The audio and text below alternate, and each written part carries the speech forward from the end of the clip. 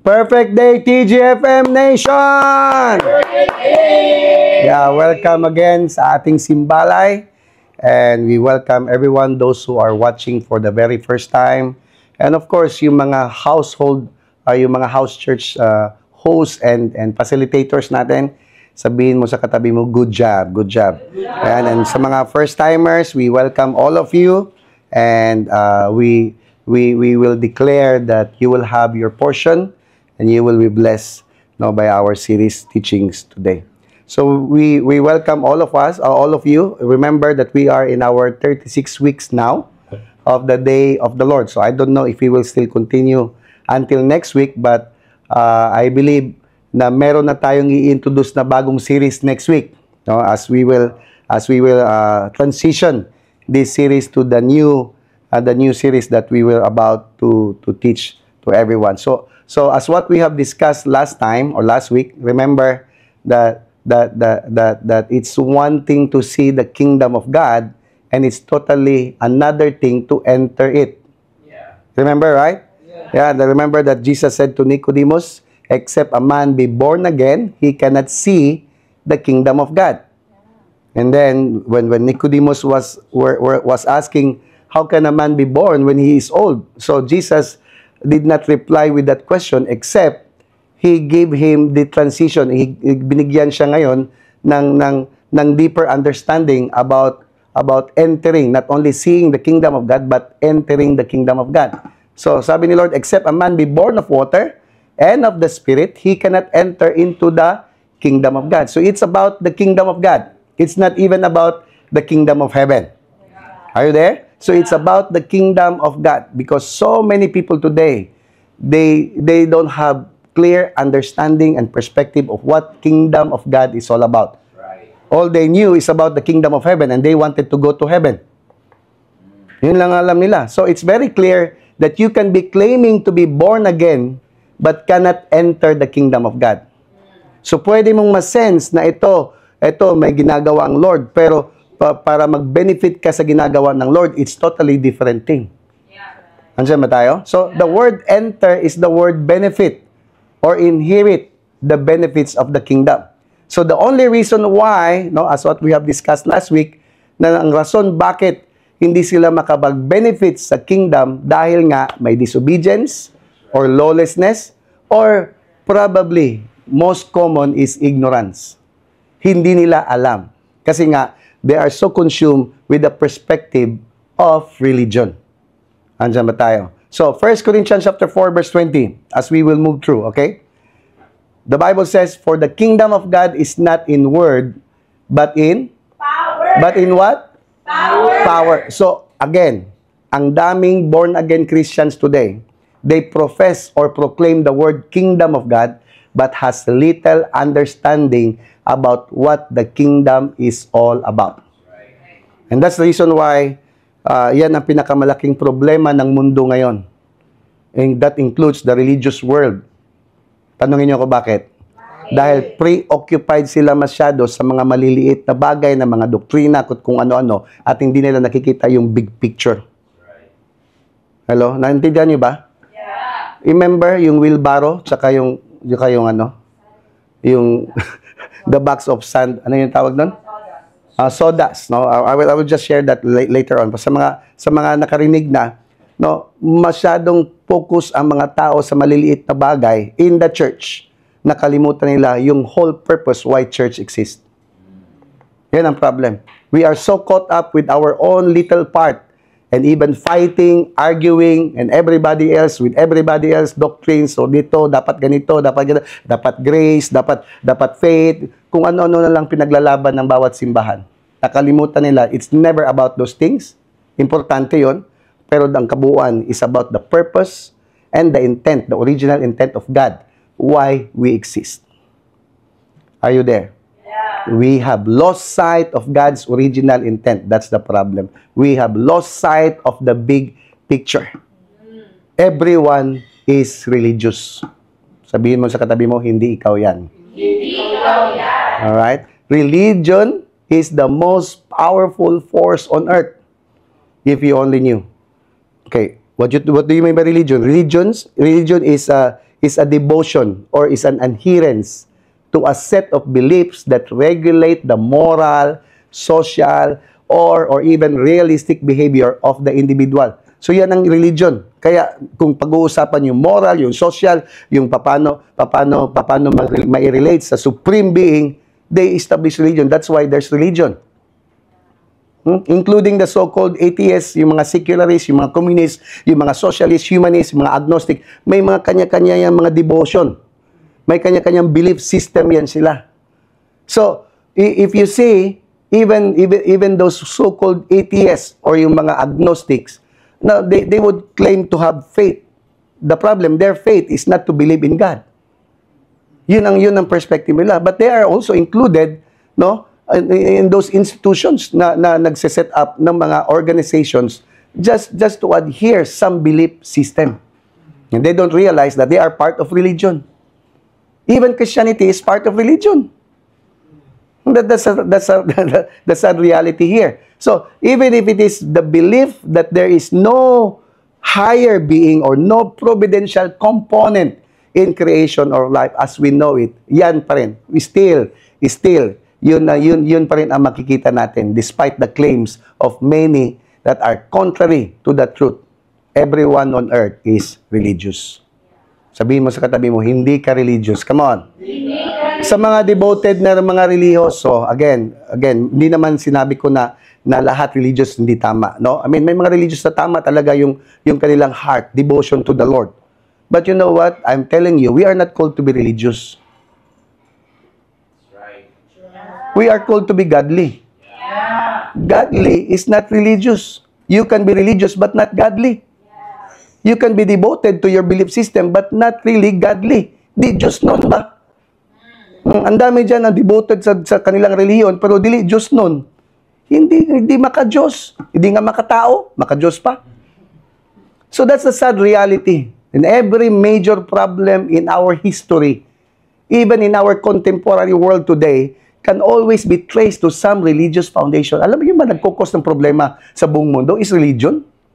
And then how come people are so consumed and so parang sa kanila dahil may religion sa napaka-proud na nila. Hindi nila naintindihan yung history kung bakit may religion.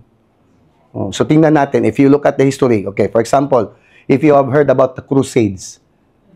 The Crusades, if you remember the Crusades by the Western European Christians, no, na gusto nila i-conquer yung Holy Land, yung Jerusalem in the early centuries. Ilan kayo namatay doon? And the powerful inquisition of the Catholics to go against Jews and unbelievers in the 16th century. Ang daming namamatay doon. Yung mga wars between Protestants and Reformation, yung Catholic counter-Reformation. I mean, imagine that this religious mentality or concept causes problem not only in our time today but even in history. Bakit yan? Kung ang religion tama, bakit may problema? Ba't nagkikreate ng problem? No, naalala niyo yung Holocaust. That killed millions of Jews in the span of 4 years. Imagine that, more than 6 million in the world during the World War II. Saan nanggagaling yung slavery, yung apartheid sa Africa? Yung mga ethnic cleansing na yan, yung segregation, yung mga racial discrimination hanggang ngayon. Bakit may mga racism, yung mga other oppressive practices. Lahat yan, ma-justify natin yan siya dahil nga sa mga religious code or religious system, belief system nila. And that includes the terrorist attacks. Bakit may mga terrorist? Mga extremist na mga yan. Religious extreme. Yung mga paniniwala nila na extreme. Saan galing? Sa religion pa rin. You see? And how come people today, if they think about God, if they want to find meaning, bakit pupunta sila sa religion? Hindi naman nakakasolve ang religion. Perhaps, this is one reason bakit sa million na mga tao ngayon, in all forms, no, they turn away from all forms of institutionalized religions and opted to embrace na lang yung philosophies such as humanism, communism, and agnosticism. Yan na lang sila. Kaya yung mga kabataan ngayon, hindi madali na i-convert kaagad yung mga utak nila pag i-introduce Miss Lord kasi may mga perspective na sila ng humanism. May mga perspective na sila na science. Everything should be explained by science. If those things that you experience cannot be verified by science, then perhaps that's just an illusion. So ganun ang mga mindset ng mga kabataan ngayon. Oh. So ikaw you tend to or you try to reach out young people today. Ay, pagtatawanan ka. Oh, if you approach them in a religious way. Kasi nga may mga perspective ang turo ng mga eskwelahan ngayon, ibang klase na. Wala na nga, tinatanggal na nga yung Biblia sa eskwelahan kahit sa mga Christian schools. Andiyan ba tayo? So religion has become the stronghold of the most who are in pursuit of purpose and meaning in life. Kaya ang bawat tao ngayon, pag meron ng sense of emptiness, pag nakakaramdam na sila ng kulang sa buhay, yung pursuit nila kagad to find meaning or to pursue purpose, yun nga kasad ang kanilang is religion.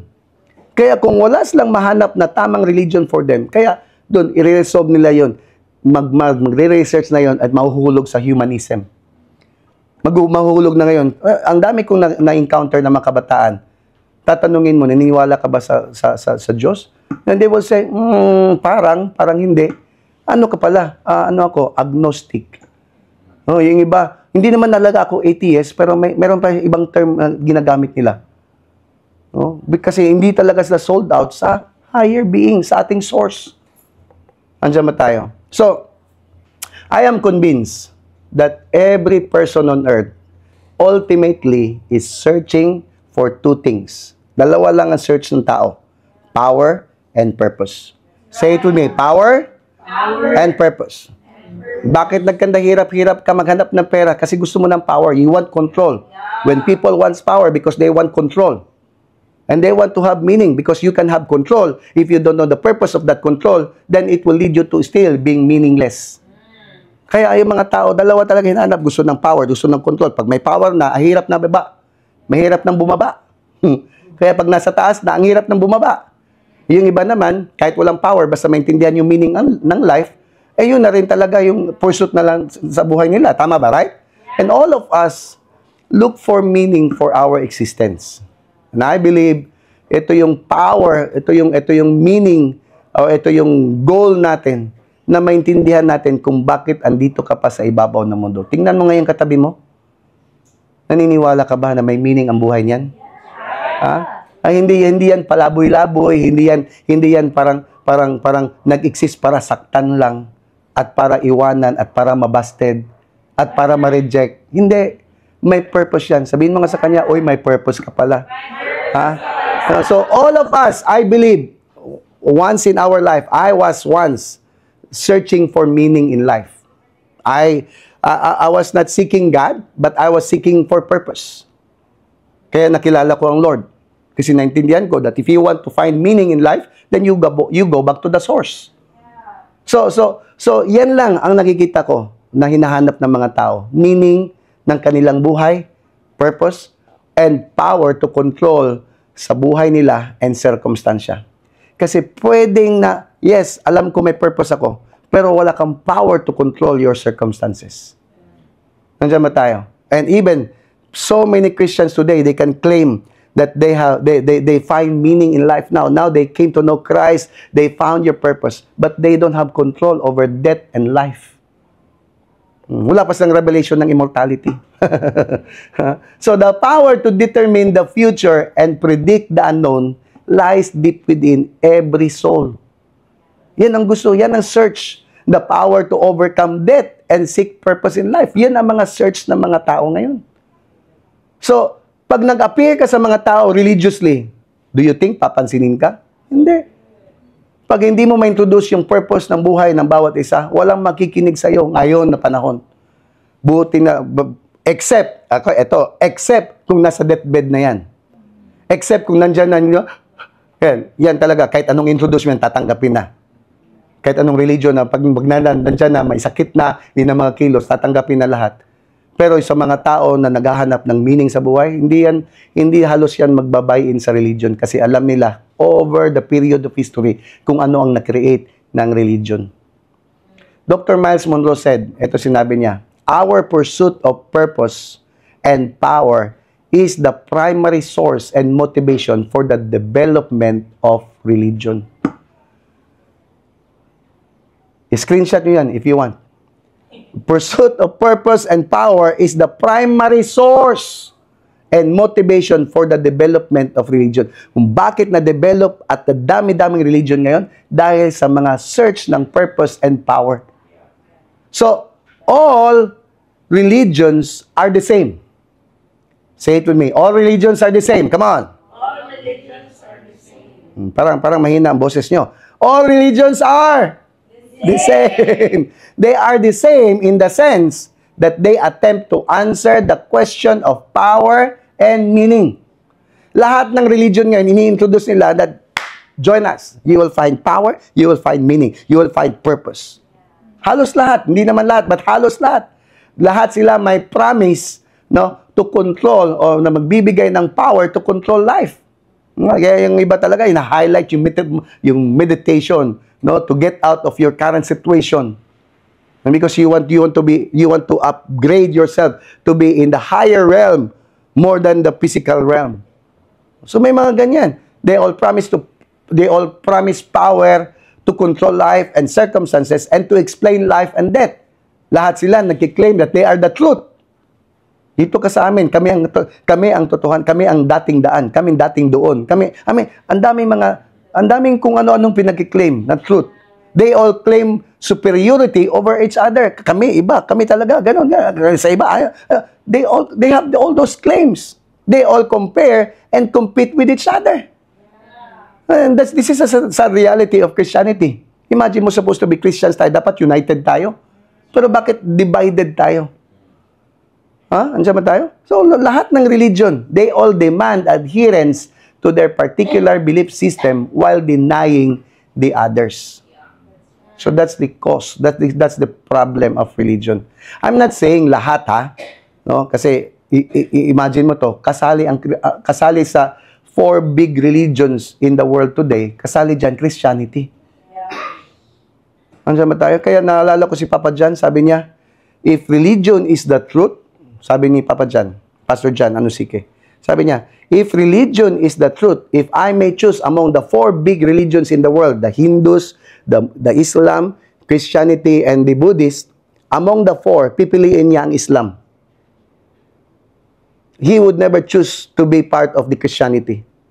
Tanungin niyo ko bakit? Because, you know, the only discipline, religion na makikita niya is Islam. He loves the discipline of being an Islam. But again, all religions seem to glory in a spirit of segregation and separatism. Kaya, rather than i-unite niya ang humanity with common power and knowledge of purpose, ang religion ngayon proven itself to be the great divider of mankind. Imagine mo ang pamilya supposed to be nag-iisa, nagdi-disunite dahil sa religion. Ang question ngayon, ito, magtatanong ako sa inyo, saan nanggagaling yung religion? Saan ba nagsimula ang religion na yan? Kailan ba na-introduce yung religion sa atin? Bakit ang dami-daming religion ngayon? If we talk about Christianity, bakit ang dami from a Christian entity? Bakit ang daming entity? Bakit may Foursquare? Bakit may COP? Bakit may CCF? Bakit may Destiny? Bakit may TGFM? Bakit kung ano? Bakit may mga hindi pa pwede isang, di ba? Kasi the Bible says we are supposed to be one part of the body of Christ. Pero bakit may division? Dahil nga, nakalimutan ng lahat or hindi napansin ng lahat na nagbabuy-in na tayo, nagsosokom na tayo ng spirito, ng religion. But it's time to be set free. Sabihin mo sa katabi mo, it's time to be set free. Hindi pala. Kasi hindi ka pala religious. Okay? Kalimutan ko. It's time to be set free from the spirit of religion. Okay? Because we need to go back in the beginning. Kasi if you want to see the original Kung titingnan mo, saan ba nag-umpisa talaga ang religion? Balik tayo sa beginning. Balikan natin yun sa beginning. Okay? Are you ready for this? 10 minutes na lang ako. Pakinggan nyo ako. Okay. In the beginning. Sabihin mo sa katabi, in the beginning. Okay? In the beginning. Okay. Genesis chapter 1 verse 26. Para maintindihan natin. Balik natin sa beginning. The Bible says, God said, let us make man in our image according to our likeness. yan palang na praise na yan, ang lalim na yan. Yeah. Kung gusto mo talagang i-study, i-search yan, yung tinawag, yung mention dyan, let us make man. Ay, nako, I can teach you whole series on that. But we will not talk about that kasi yung whole perspective natin ngayon, isirain natin yung context ng religion para maintindihan natin that it's not about religion. It's about the kingdom of God. Right? And all of us desires and we want to enter the kingdom of God. Tama ba? Not heaven. The kingdom of God. We want to benefit, we want to inherit, we want to experience what the kingdom of God has prepared for all of us. Because we are not designed to go to heaven. Right. Hello, that's not our place. The reason why the Lord brought us here on earth, dito tayo ginawa kasi yung assignment natin dito sa earth, hindi sa heaven. Yeah. Religion taught us to just, forget about earth because earth is chaotic, earth is problematic. Sa langit na lang tayo liligaya. That's religion. So it's time to shift. It's time to renew our thinking. It's time to understand the original intention of God in our life. Let us make man in our image. That alone is so huge. It's so profound. It's so deep. And that Jesus said, the Bible says, God said, according to our likeness. Tingnan mo yung katabi mo. Huh? Created in the image and likeness of God yan. Nandiyan ba tayo? Ibig sabihin, hindi basta-basta yan. Sabihin mo, hawakan mo nga siya. Hindi ka pala basta-basta. And then, ang sabi dito, let them have what? Dominion. Let them have what? Dominion. Sabi ni Lord, let us make man in our image, in our likeness. This time, let them. Itagalogin natin. Gawa tayo ng tao. So, ibig sabihin, may tao na before pa ginawa ang tao. Nandiyan ba tayo? Naku-confuse ka na? So, okay, I will leave you behind. Okay. Gawa tayo ng tao, kawangis natin, tulad natin. Tapos ito, then, let them have. Hindi niya sabi, let us have. Ang sabi niya, let them have. You see, ano ang role and responsibility na binigay sa atin? Na hindi pwede makikialam ang Diyos sa dapat trabaho natin? Pero religion ngayon, papaasa natin lahat sa Lord. Lord, please, Lord, Lord. May ginawa ng Lord, ikaw naman dapat may gagawin. Let them have dominion. Sabi mo sila, let them have dominion. Come on. Let them have Dominion. Over what? Over the fish of the sea, over the fowls of the air, over the cattle, over all the earth, and over every creeping thing that creeps on the earth. So when you talk about the whole context of what dominion is, if you read the whole word, yung word talaga na word dominion, is actually a compound word. In Hebrew word, mamlakak, which also translate as kingdom in English. So, pag tinignan mo yung word na kingdom, okay, it is translated as mamlakak. Yung Hebrew word ng dominion is also word rada, raudaw. It means sovereign rule. It means royal power. So, parang sinabi ng Lord, let us make man in our image and in our likeness, and let them have royal power. Let them have sovereign rule. Wow. Yan ang original intent ng Lord sa tao. Yeah. So ibig sabihin, mankind was created to have rulership over the earth, over the fish, over the fowls, over every creeping thing that keeps on the ground. So that's to rule, that's to reign, that's to dominate. So it's not to dominate every human. So, hindi tayo tinawag para i-dominate ang kapwa. Ang i-dominate natin is yung nabigay na assignment para sa atin. So when man, take note of this, kasi ito nangyari. When man disobey the order, kasi may order, di ba? May order? Na you can touch all of the, you can eat all of the fruit of the trees in the garden, but not in the tree of the knowledge of good and evil. Tama? May order. Tama ba, right? So, when man disobeyed the order, the only policy for man to keep so that the garden is preserved and maintained in order to expand, dahil nga nag-disobey siya, man lost his position of authority. Nawala yung position of authority niya dahil nga sa disobedience. Tama ba? So, hindi nawala ang religion. Walang religion nawawala dyan. Tsaka walang religion na mention. Hello? Man lost dominion, not religion. Because of disobedience. If you look at in the garden, wala ngang worship dyan. Look at from chapter 1, Genesis, hanggang chapter 3. May nakita ka bang worship? Wala. They walk with the Lord in even the coolness of the day. And then they just have simply fellowship. So kailan lumabas yung worship? Kailan lumabas yung religion? After disobedience. So mankind's failure through disobedience to his Creator, ang resulta niyan in the loss of his dominion over the earth. Yan ang resulta.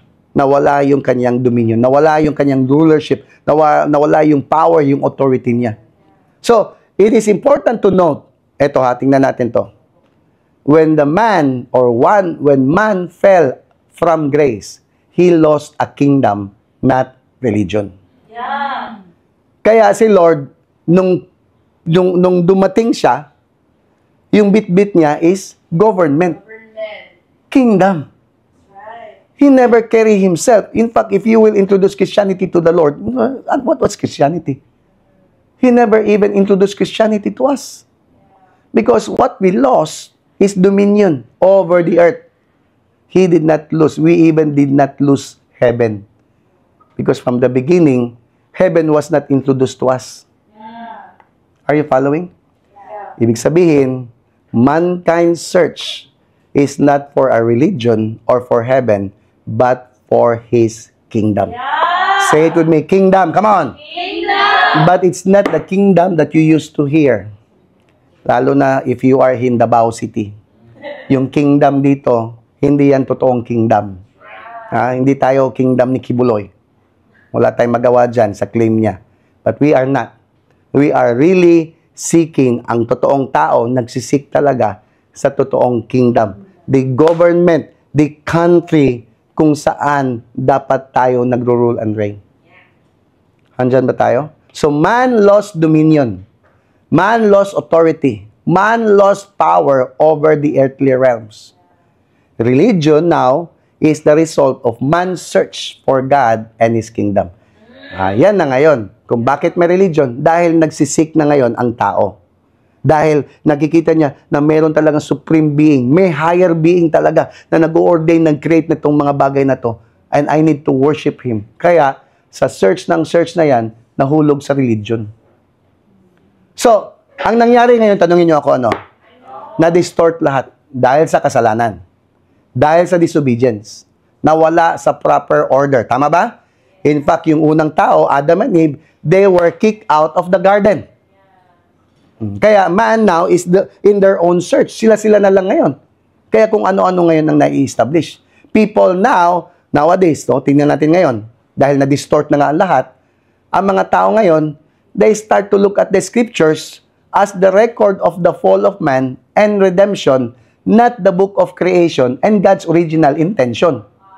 Naintindihan niyo ako? Listen to this. Yung mga tao ngayon, instead of going back to God's original intent, nagpo-focus na lang, saan? Sa fall of man and sa redemption. Nakalimutan nila na may purpose kung bakit na fall ang man at bakit may redemption.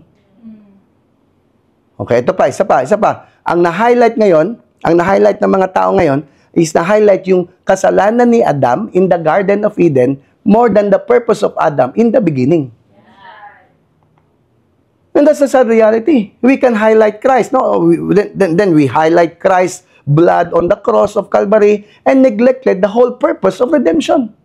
Kung bakit nilaan ni Lord yung kanyang katawan at ibinuhos niya yung dugo niya Doon na tayo nagfo-focus sa cross na lang. Nakalimutan natin na may purpose kung bakit siya namatay on the cross.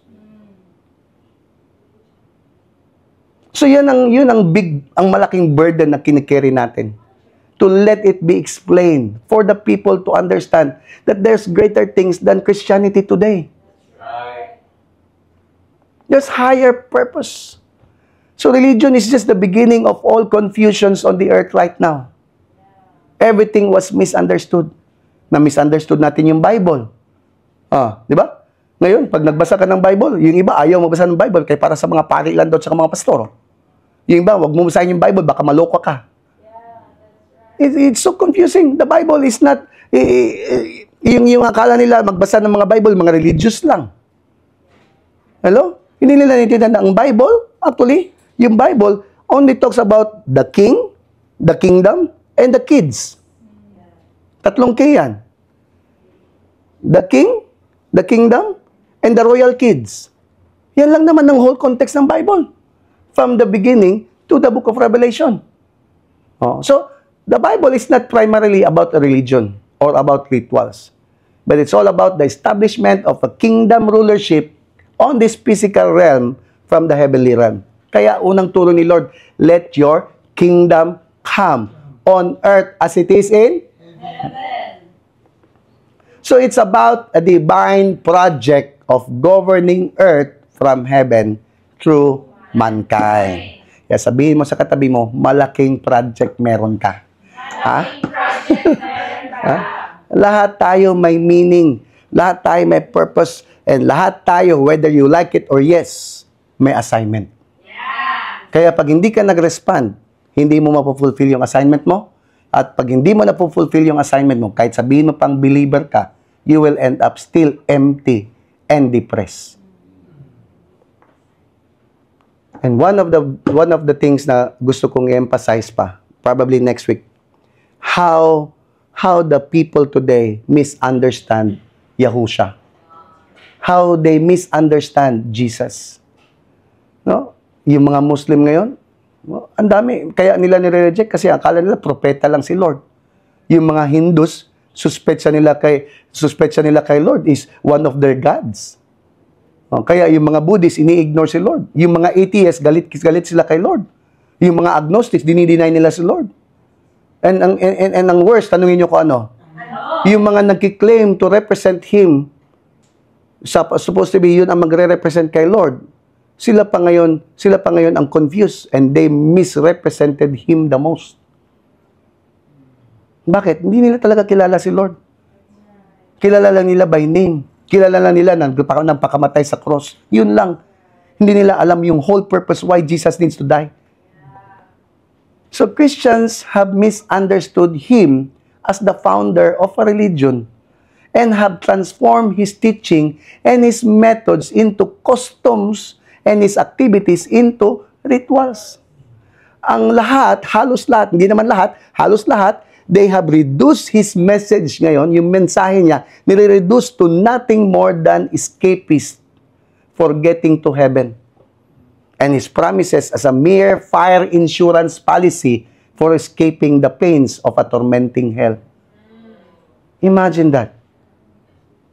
Hindi nila nakita na ang lahat ng sinabi ni Lord, lahat ng turo ni Lord, lahat ng prayers ni Lord, lahat ng healings, yung mga miracles ni Lord was actually focused on a kingdom, not a religion. Right. Amen ba?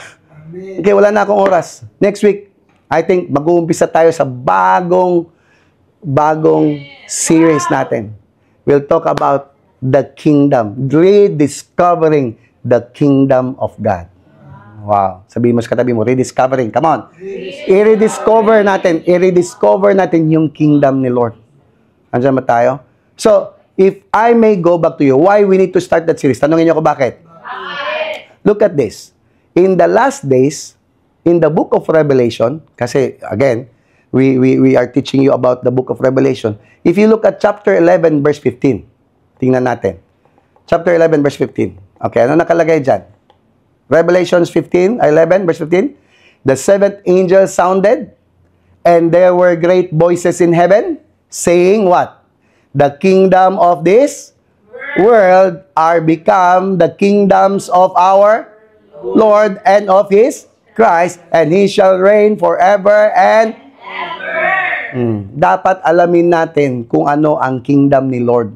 How He govern, how this institution works in our lives so that we will benefit everything that is in the kingdom. Huwag tayong mag-desire pumunta ng heaven. Mag-desire natin muna, ang desire natin is alamin at intindihin kung anong pwedeng mga benepisyo natin in the kingdom of God.